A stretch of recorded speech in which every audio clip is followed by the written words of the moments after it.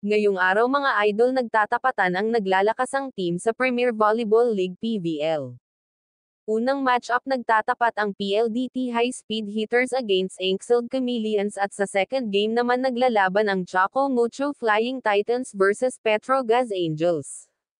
Ika nga MVP versus MVP, sa first game sa laban ng PLDT High Speed Hitters against Ankseld Chameleons ay nakuha ng PLDT High Speed Hitters ang panalo versus Ankseld Chameleons sa 3-0.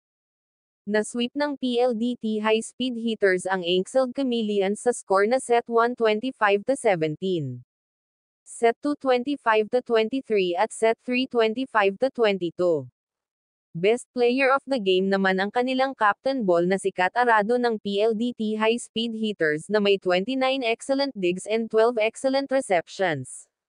Samantalang sa second game naman sa tapatang Choco Mucho Flying Titans against Petrogas Angels na kung saan magtatapat ang reynang Premier Volleyball League PVL MVP at reynang Philippine National Volleyball Federation PNVF Champions League MVP na si Cici Rondina at Brooke Van Sickle.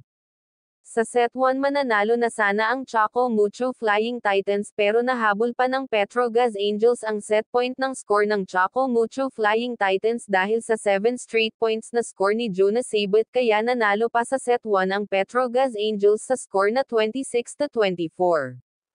Sa set 2 naman nakuha ng Choco Mucho Flying Titans ang panalo sa score na 25-22. Nakuha rin ng Choco Mucho Flying Titans ang set 3 sa score na 25-18. Pagdating naman sa set 4 ay bumawi ang Petrogas Angels sa score na 26-24 kaya umabot sa set 5 ang laban ng Choco Mucho Flying Titans against Petrogas Angels.